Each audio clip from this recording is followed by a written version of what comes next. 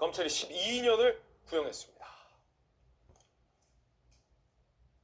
정치자금법 위반 혐의 1심 징역 5년을 선고받은 김용 2심 결심 공판 검찰이 징역 12년을 구형했어요. 공범들과 대장동 개발 비리를 매개로 유착을 형성했다. 이권 대가 금품 수수는 익숙한 일이었다. 대선의 투명성을 훼손했다. 선거에서 이기면 다 덮을 수 있다고 착각했다. 죄의식이 없다. 라며 불법 정치자금을 받은 유동규 등에게 그렇죠? 징역 5년을 선고받았던 김용에게 검찰이 항소해서 징역 12년을 구형했습니다. 김용도 이재명 대표에겐 어떤 사람일까요? 앞서 정진상은 좌진상이라고 표현을 했고 인정을 했는데 김용 전 원장은 이재명 대표에게 어떤 사람일까요? 들어보시죠.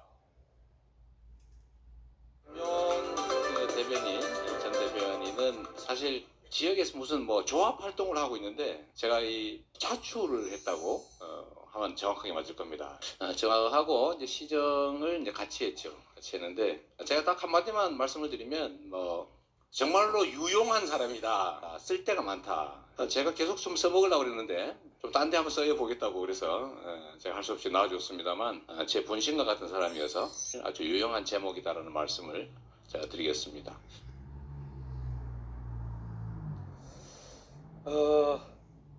6억 7천만 원을 유동규 등에게 받았다라는 불법 정치자금 혐의로 이미 1심에서 유죄가 선고된 김용. 군신 같은 사람. 김용주 의원님. 네. 아까 왼팔 좌진상 왼팔이 불법 로비 받은 거에 대해서 이 대표가 모르냐 안 모르냐 갖고 서재원 부대변인은 모를 수 있다. 그리고 김용태 의원은 아는 게 뭐냐 그것도 모르면 안다라고 했잖아요. 그럼 이번에 분신이에요. 분신이 6억 7천만 원을 받았다고 1심에서 유죄가 나왔잖아요. 대법까지 가봤지만 그럼 분신이 수억의 불법 정치자금 받은 거 이 대표는 몰랐을까요? 그러니까 왼팔의 역할과 오른팔의 역할이 좀 달랐던 것 같아요. 성격적으로. 네네. 네. 그러니까 사실은 이제 오른팔 김용 같은 경우는 굉장히 대외적 활동을 열심히 했고 심지어는 이제 이재명 대표의 재판 관련된 또 선거와 관련된 법적 쟁론을 해결하려고 하는 네. 그런 의미에서 김만배나 대장동 일당하고 수시로 만나서 또 고급 주점에서 향응도 하고 모의도 했기 때문에 여기서 결과적으로 나왔습니다만은 수시로 여러 가지 어떤 불법적인 활동, 공무원으로서의 취해서는 안 되는 일들을 했고 그것이 누적돼서 6억 원이 넘는 그런 어떤 뇌물을 받은 것으로 했고 그런 여러 가지 어떤 그 재질이 나쁘다 네네. 이렇게 볼 수 있고요. 반면에 이제 정진상 씨 같은 경우는 이재명 대표를 대신해서 하나하나 내부적인 민감한 어떤 개발권이라든지 어떤 시와 관련된 부분에 대해서 사전에 게이트키핑 활동을 했습니다. 이제 그런 의미에서 둘 다 그 스타일은 완전히 다르지만 결과적으로 이재명 대표를 위해서 말하자면 분신처럼 활동한 건 사실이고 분신은 맞다. 네, 이재명 대표 스스로가 방금 저기 이제 출판 기념회인데 국회의원 나가기 위한 붐업을 하기 위한 자리라서 조금 더 공치사를 했다 그렇게 이재명 대표는 얘기할 거예요.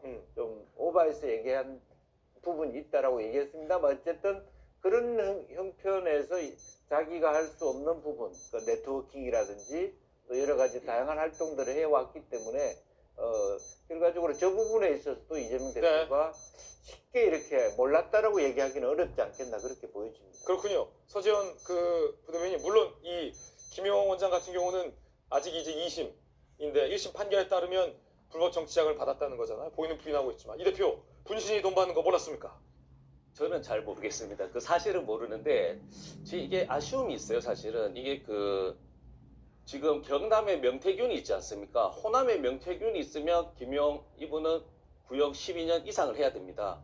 무슨 말씀을 드리냐면 2021년 1월에서 4월인가요? 그 당시에 이제 유동규와 정민용으로부터 8억 4천인데 그동안 그 중에 한 1억 7천인가요? 그것은 유동규 본부장이 배달사고를 했다는 겁니다. 그래서 검찰에서나 법원에서는 6억을 받았다고 하는데 이 6억의 용처가 호남 조직이었기 때문에 호남 조직을 위해서 근데 지금 구현 선거도 아니고 대선이면 명태균 같이 여론조사라든지 혹은 지역위원장에게 현금을 들여서 그 조직을 잘 해달라는 그런 사실이 있어야 되잖아요. 그 호남에 명태균이가 나와야 되는데 이 6억이 그 당시에도 저도 계속 주장했지만 코로나 상황에서 1대1로 만날 수는 있습니다. 은밀하게. 그러면 국회의원이나 지역위원장이나 뭐 당협위원장이나 이분들이 받았다는 한 명이라도 진술이 있어야 되는데 그 그것이 없는 6억을 것이죠. 누구한테 썼는지 그걸 누구한테 밝혀내야 줬는지가 되는 없다. 것이죠. 그렇죠. 네. 그래서 제가 한 번은 6억을 받았다면 이것은 검찰이 너무 이재명 대표의 포커스 아니면 올인되어 있지 않냐. 왜냐하면 6억으로 주식 투자를 했을 수도 있고 그리고 집을 샀을 수도 있고 받았다는 전제하에서 그런데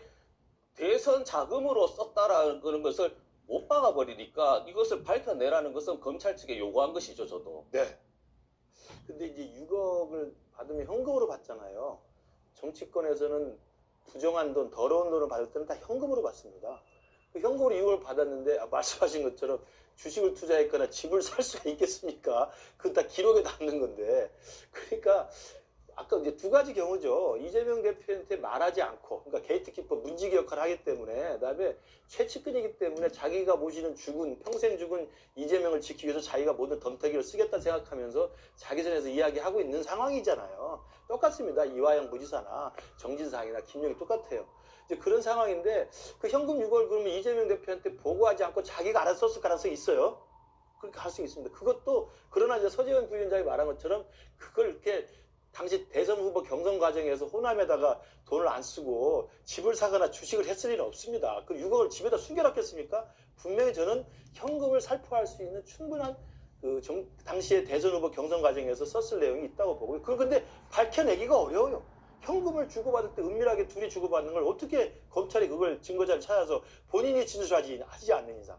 근데 지금 일관되게 1심, 2심 지금 김용은 부인하고 있잖아요. 부인하고 있기 때문에 그걸 말을 하지 않으면 알 수가 없는 거란 말씀드리고 두 번째 경우는 그런 상황에 과연 당시 이재명 경기지사 그리고 대선 후보가 몰랐을까? 이건 저는 아까도 똑같습니다. 정진상 실장이 백현동 비리하면서 74억의 그 노비스텍에 얼마를 받았다고 했을 때 그걸 몰랐을까? 상향 조정하는 걸. 예를 들면 그거예요. 내가 최고 권력자 대통령인데 내 몰래 내 측근이라는 이 장관이나 뭐 수석이 엄청난 비리에 관련해서 불법을 해가면서 이걸 했는데 나한테 말도 안 된다? 저는 그게 과연 가능할까? 저는 그런 면에서 특히나 성남시장이라고 하는 이 당시 기초단체장과 성남시의 가장 큰 두 측근이 그런 일들을 저질렀을 때 평생 동지라고 생각했던 이재명 당시 성남시장이 몰랐거나 보고하지 않거나 이재명 당시 시장에게 어떤 혜택을 주지 않았을까? 그리고 혼자 낼름 꿀꺽했을까? 저는 인지상 정상 그건 있을 수 없다고 생각합니다. 네. 두 분의 의견 전해드렸습니다. 여러분 어떻게 생각하십니까? 향후에 논란이 되는 것은 한 가지로 수렴되는군요. 왼팔과 분신이 불법 로비와 불법 자금을 받는 동안 이 대표는 몰랐을까? 정말 몰랐을까? 라는 부분이 향후 재판에서도 관건이 될 걸로 보입니다. 자, 여당에서는 이재명 대표를 추가 고발하겠다고 나섰습니다. 김용 변호인들 텔레그램에 참여, 상황 공유 전략 제시, 김용은 핵심 측근, 돈 전달 유동규 전 본부장과 친분이 있다며 김용 전 부원장, 이재명 대표 공범으로 고발하겠다라고 주진우 법률자문위원장이 밝혔습니다. 그런가 하면 또 다른 측근이죠. 오늘은 뭐 어찌되다 보니 이재명 대표의 측근들과 관련된 어떤 법적 근황, 최신 근황 전해드리고 있는데요. 이화영 전 부지사가 재판부 바꿔달라 라고 기피 신청을 했는데 법원이 기각했습니다. 이 전 부지사 측이 제기한 재판부 기피 신청 기각, 법관이 불공평한 재판화 염려가 있는 때에 해당하지 않는다. 이화영은 항고하겠다라고 했지만 번번이 기각되고 있습니다. 재판부는 이렇게 쇼핑하듯 고르거나 기피할 수는 없는 거죠.